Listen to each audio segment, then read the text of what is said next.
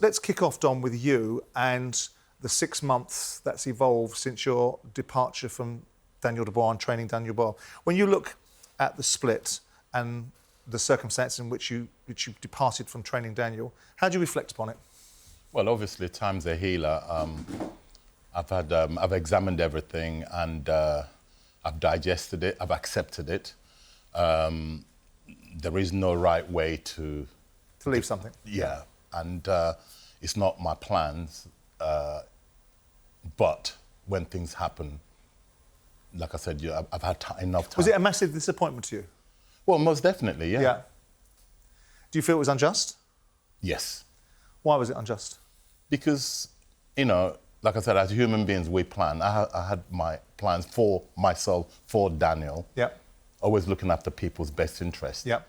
And it appeared. It was a sudden break. Do you think you got the recognition, and do you think that ultimately, post the circumstances in which he lost, do you feel that the journey that you took him on, from where he was post the Usyk defeat, to the Baby Miller victory, to the Hrgovic victory, to the Anthony Joshua victory, that subsequently, when some adversity came into the play, that you didn't get the credit in the bank that you should have had when the outcome wasn't what other people wanted?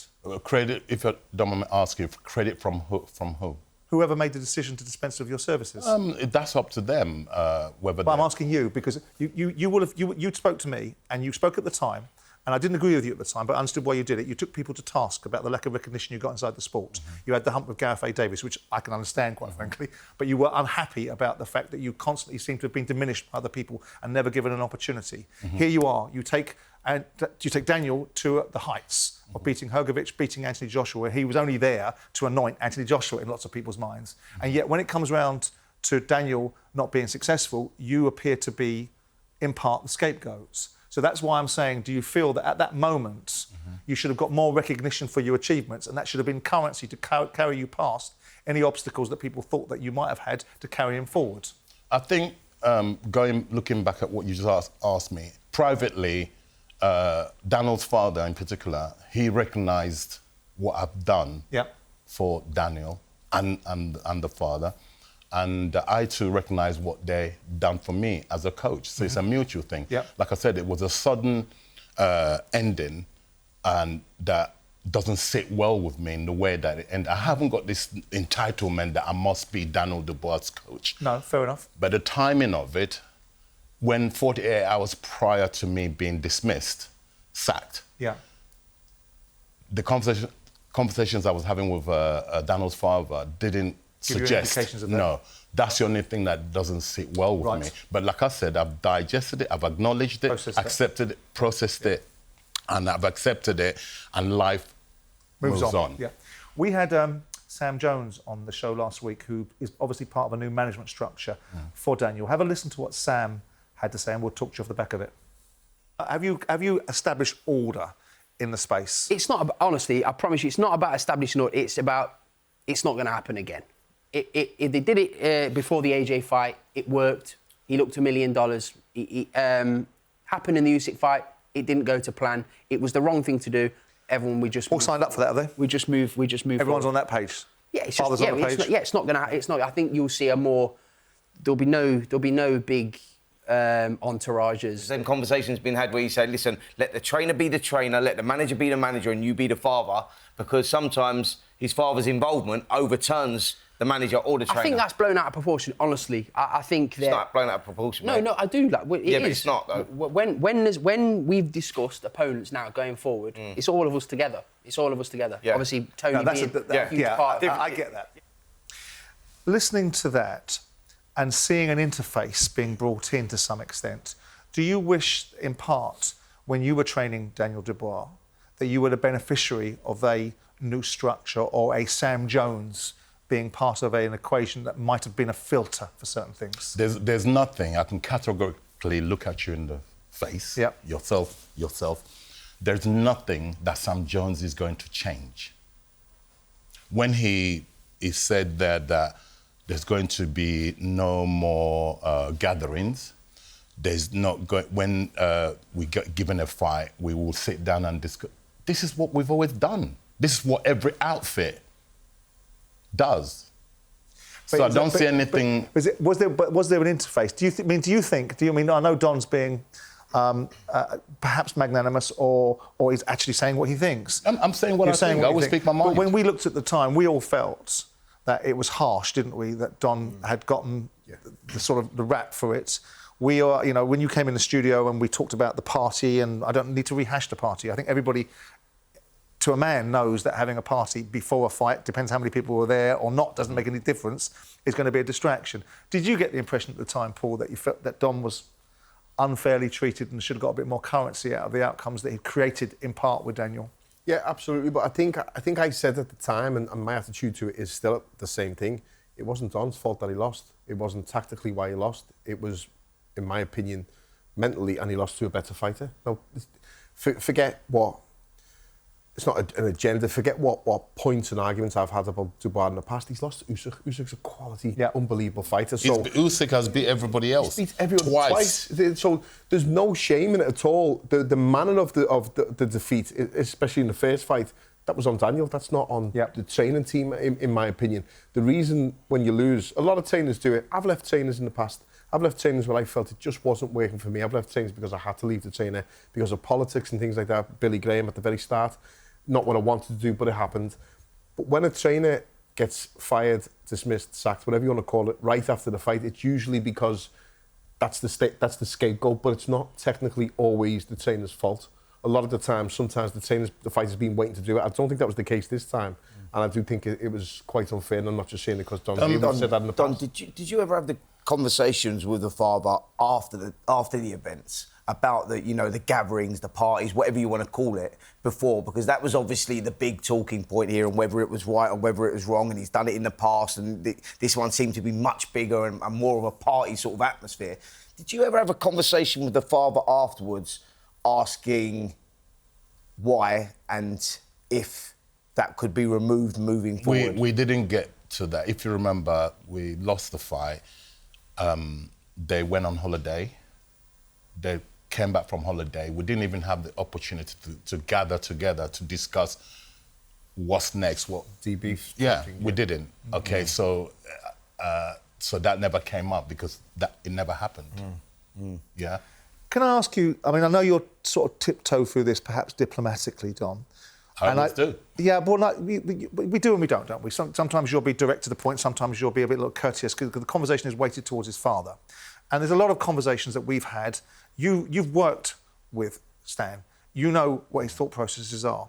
How much of a hindrance or advantage is it for Daniel to have his father as influential as he appears to be? Because we've ruminated, myself and Paul have ruminated. Paul as a trainer, Spencer as an ex-boxer, talking about, and Jamie Moore said the same thing, I don't know if I could work in that framework. I don't know if I could work with a father over my shoulder in the way that Stan appeared to be. And then, of course, you've got all the background noises that go with the circumstances surrounding the walk into the fight and all that stuff that we had, and we've discussed previously, you came on the show and talked about. I mean, the question is, how much of a challenge is it for Daniel and for anyone working around Daniel with Stan, or is it not a challenge, it's an advantage, full stop? Right, I can answer it in two parts, if I may.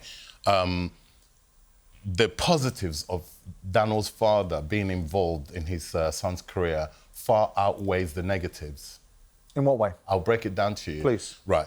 Daniel Dubois, from day one, from being a child, his father has always been in his life. Yeah. Yeah? Yep. Okay, in his personal and professional life. Okay? Now, from my observations, I'm not going to expand on it. From my observations, Daniel needs his father close by. Yeah, I think. Okay, really right. does. We've seen that, yeah. Okay, right. So I don't believe it would be right for whoever to remove Daniel's father from the role he plays. How he plays that role could be questioned, granted. Yeah? Or finessed. Yes. Yeah. Right? So irrespective of Mr. Sam Jones coming here saying this is going to change, nothing is going to change.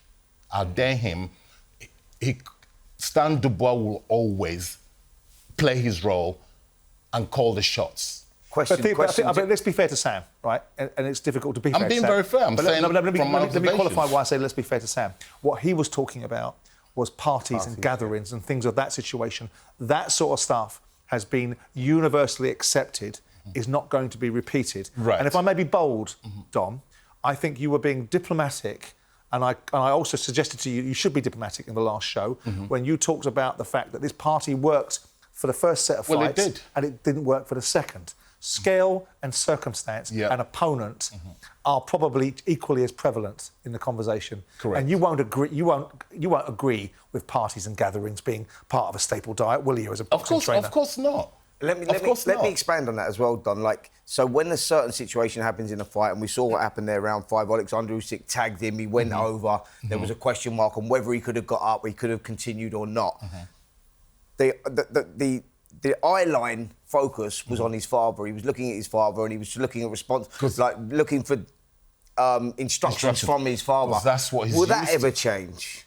Do you think that that's always going to happen? That will always happen. Because that's going to be a problem, because isn't it? That's what the kid knows. Can I add to this a little bit, right? Jump in, Paul. We've had something similar in the past. We're 4 brothers. Yeah. Callum's the youngest. Callum will always look for his 3 elder brothers. Not because he thinks we know more than the coach. The trainer's the trainer. Yeah. But he likes our opinion. He values our opinion. Yeah. You watch the end of every round, I'm in the corner usually helping whatever coach is there. He'll look over to his corner, he'll look to me, and then when he stands up, he'll look over the ropes for Liam and Stephen, and it'll be a 5-second bit. Is that also because you're fighters, though, and you know what you're doing? Obviously because we're fighters, but this is what I'm getting at. This is what I'm trying to get at, and it sort of backs up what Don's saying, and maybe defend. Now, the fact that his father's always been... I've never met his father, and it's not... I'm not impersonal with either of them. I've always had my opinion on what I see with Daniel Dubois, but if Callum didn't have us 3 rounds and one trainer tried to stop it once, and Liam pulled him aside and said, don't ever do that again. Don't ever sit him in a taxi or car with someone else when his 3 brothers are sitting there. He sits with us because he's calm with us. He sits with us because he's probably not said a word in that car journey because he's very quiet, but around his family and his familiar surroundings, he is. So fighters, I get it, like Daniel, will need that familiarity around them, but when it comes to being in the gym, the trainer's the boss in the gym. Yeah. We're not, as brothers, trying to overpower the trainer. We're there to add our little input towards that. As long as the trainer knows he is the priority, and the trainer has to be the priority, I think. Yeah, if I may add to that, I'm glad you confirmed that it's not exactly how it appears. There's a reason for a lot of things that people don't understand that's going on within our setup. Of course. Yeah? In the gym, I welcomed the father, to bring him as close as I did, because I realised Daniel was getting the best out of Daniel by his father's presence, by his father acknowledging when Daniel was given instructions in the gym, for instance. That Daniel looks to his father for approval. That I welcomed that because suddenly I saw Daniel improving.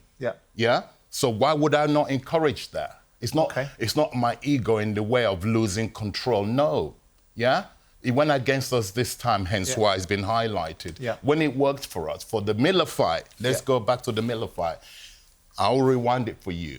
When the going got tough, you could hear the father's voice. And when Daniel hears his father's voice, Frank called him if I'm in the opposite corner, I'll do a runner. Trust me, when the father speaks, Daniel listens. So why would you remove that? Because the orthodoxy is that is a single voice, isn't there? The orthodoxy is in most sports that you have a focus and you have a person that you communicate with and imparts the wisdom. And if you have too many we've seen it with Tyson Fury, we saw it with John Fury, and people critiquing John for leading over in the fight that Fury had with Usyk. In the corner, In the corner. While the action's happening, you got a cacophony of noise around you. You've got to pick the voices out, and sometimes only a few there's a certain voice that register. The dad's always been there from the amateur days to the professional days. It doesn't make me or any other coach a weak coach. All right. I'm actually a very strict coach. No, I don't think anyone was implying that. I think people were trying to understand the circumstances that you're working in. Dynamics of it. Because the outside noise creates a certain scenario. When you look at the improvement in Daniel, we've seen him evolve as a man and as a fighter to a point where actually, and this might expose my knowledge, I really fancied Daniel for the fight against Usyk. And I know you fancied it yourself. Right? But he also evolved as a human being, his ability to communicate, his coming out of himself and development of himself. How did you create and curate that journey for him? Because you'd have been part of that too. Yeah, it wasn't just me. It was a collective effort from I always say you are the company you keep. There's a reason why I keep saying that, okay? In the gym, the personnels, I don't train Daniel alone. I didn't train him alone. There's the S&C coaches. There's my right-hand, left-hand men, right?